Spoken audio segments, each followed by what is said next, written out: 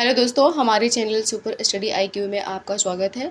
जिसमें हमारे चैनल पे इस वीडियो की सीरीज़ चल रही है, जिसमें हम देखेंगे आज जो टॉपिक है नवगठित जांच समितियां।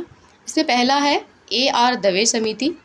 AR दवे समिति अखिल भारतीय फुटबॉल महासंघ मामलों की निगरानी हेतु गठित की गई थी। नेक्स्ट है प्रदीप नंदरा जोग समिति, जो डिफॉल्टरों से पैसों की वसूली हेतु गठित की गई थी।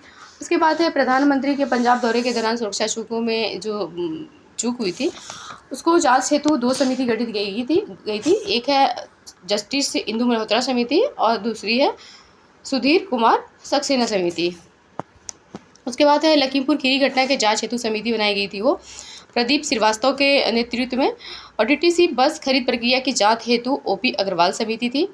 लद्दाख की भाषा, संस्कृति और भूमि के संरक्षण हेतु समिति जो गठित की गई थी वो G किशन रेड्डी के अध्यक्षता में गठित की गई थी।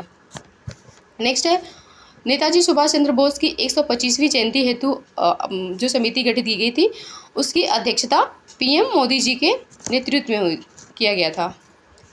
फिर स्वतंत्रता की 75वीं वर्षगांठ मनाने हेतु समिति गठित की थी, जिस समिति की अध्यक्षता नरेंद्र मोदी जी ने किया था। यहाँ देखिए। फिर TRP आकलन हेतु समिति गठित की थी, जिसमें शशि शेखर वेम्पति हैं। इसके बाद देखेंगे शहरी नियोजन शिक्षा प्रणाली में सुधार हेतु समिति गठित की गई थी, जिसके अध्यक्ष हैं हमारे राजीव कुमार जी। इसके बाद है तनावग्रस्त परिसंपत्तियों के विशेषज्ञ समिति, जो KB कामत हैं। स्वतंत्रता सेनानियों के कल्याण के लिए गठित पैनल जो था उसकी अध्यक्षता भी G किशन रेड्डी जी ने किया था। और इसके पहले भी देखे थे हम, लद्दाख के लिए भी जो समिति थी वो इन्हीं के नेतृत्व में गठित की गई थी। फिर देखते हैं पराली जलाने पर रोक संबंधी समिति जो थी मदन V लोकुर थे। कोविड-19 वैक्सीन हेतु गठित अधिकार पैनल का अध्यक्ष RS शर्मा ने किया था।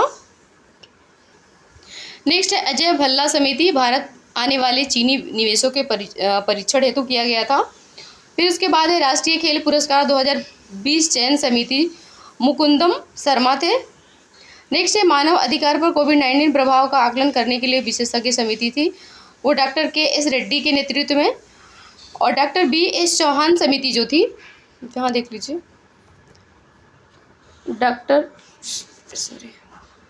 डॉक्टर BS चौहान समिति जो थी वो विकास दुबे प्रकरण के न्यायिक जांच हेतु की गई थी। नेक्स्ट है ड्रग रेगुलेटरी सिस्टम सुधार समिति, राजेश भूषण के नेतृत्व में। राष्ट्रीय शिक्षा नीति जो 2020 का जो गठन हुआ था, ये ISRO के रिटायर अध्यक्ष जो थे K कस्तूरी रंजन के नेतृत्व में। फिर जो हमारा था EGOM मंत्रियों का समूह, तो ये गठित किया गया था किसके लिए देख लीजिए, तो ये था आयुध निर्माण बोर्ड निर्माणीकरण निगरानी हेतु। अध्यक्षता राजनाथ सिंह ने किया था, आयुध से संबंधित है तो। नेक्स्ट है SCL दास समिति, यहाँ देखिए SCL दास समिति जो थी असम में ऑयल इंडिया लिमिटेड के एक कुएं में हुए विस्फोट की जांच के लिए की गई थी। प्रवण सेन समिति जो थी सरकारी आंकड़ों में राजनीतिक हस्तक्षेप को रोकने से संबंधित थी। KB कामत समिति हमने ऊपर भी देखा था, कोविड-19 संबंधित तनावग्रस्त परिसंपत्तियों के समाधान के लिए वित्तीय मापदंडों का सुझाव देने के लिए गठित की गई थी। इसके बाद देखेंगे मिहिर शाह समिति, तो ये थी, देखिए यहाँ, जल नीति मसौदा तैयार करने के लिए थी मिहिर समिति। इसके बाद है सुरजीत भल्ला समिति, व्यापार वाणिज्य से संबंधित। अमिताभ कांत समिति, ट्रेनों के निजी क्षेत्रों में देने से संबंधित। किरण रिजिजू समिति थी, 2020 से 24 में ओलंपिक की तैयारी हेतु गठित की गई है, किरण रिजिजू समिति। फिर आइए हम कुछ देखते हैं यहाँ पे, देखते हैं नई शिक्षा नीति 2020 से संबंधित कुछ देखते हैं। तो 29 जुलाई 2020 को मानव संसाधन विकास मंत्रालय, जिसका अब नाम हो गया है शिक्षा मंत्रालय, रमेश पोखरियाल निशंक द्वारा नई शिक्षा नीति की घोषणा की गई।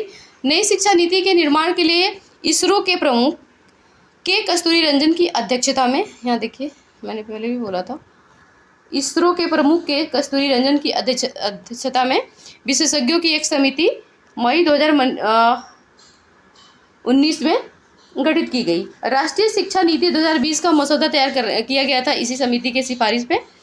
इसके बाद नई शिक्षा नीति के तहत वर्तमान में 10+2 शैक्षणिक मॉडल के स्थान पे अब नया मॉडल जो है 5+3 3+4 मॉडल लागू किया गया है। केंद्र सरकार की नई शिक्षा नीति 2020 को प्री प्राइमरी स्तर पे लागू करने वाला पहला राज्य जो है उत्तराखंड है। यहाँ देखिए, अब देखते हैं धारा 370 तथा 35A से संबंधित कुछ तथ्य। तो इसमें देखते हैं कि 11 अगस्त 2019 को जम्मू कश्मीर राज्य का विशेष दर्जा समाप्त कर दिया गया, जिसमें धारा 370 और 35A को हटा दिया गया। जम्मू कश्मीर में धारा 370 के 3 खंड हैं, जिसमें से एक खंड अभी भी लागू है वहाँ पे। धारा 370 हटाने के समय जम्मू कश्मीर के यही क्वेश्चन पूछा जाएगा, यही पूछा भी जाता है। ये देखिए कि जब धारा 370 हटाया गया था तो उस समय जम्मू कश्मीर के राज्यपाल कौन थे? तो सत्यपाल मलिक थे। धारा 370 हटाने के लिए जम्मू कश्मीर पुनर्गठन विधेयक 2019 को गृह मंत्री अमित शाह ने 5 अगस्त 2019 को राज्यसभा में पेश किया था। ये सीधा सीधा क्वेश्चन बन सकता है, राज्यसभा में पेश किया था। जम्मू कश्मीर राज्य 2 केंद्रशासित प्रदेश जम्मू कश्मीर एवं लद्दाख के रूप में 31 अक्टूबर 2019 को अस्तित्व में आए। केंद्रशासित प्रदेश जम्मू कश्मीर के पहले उपराज्यपाल थे गिरीश चंद्र मुर्मू तथा लद्दाख के थे उपराज्यपाल राधा कृष्ण माथुर। ये भी पूछेगा।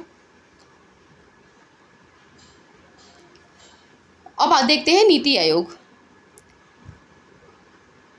नीति आयोग भारत सरकार द्वारा 1 जनवरी 2015 को गठित की गई और ये योजना आयोग के स्थान पे नीति आयोग का गठन किया गया है।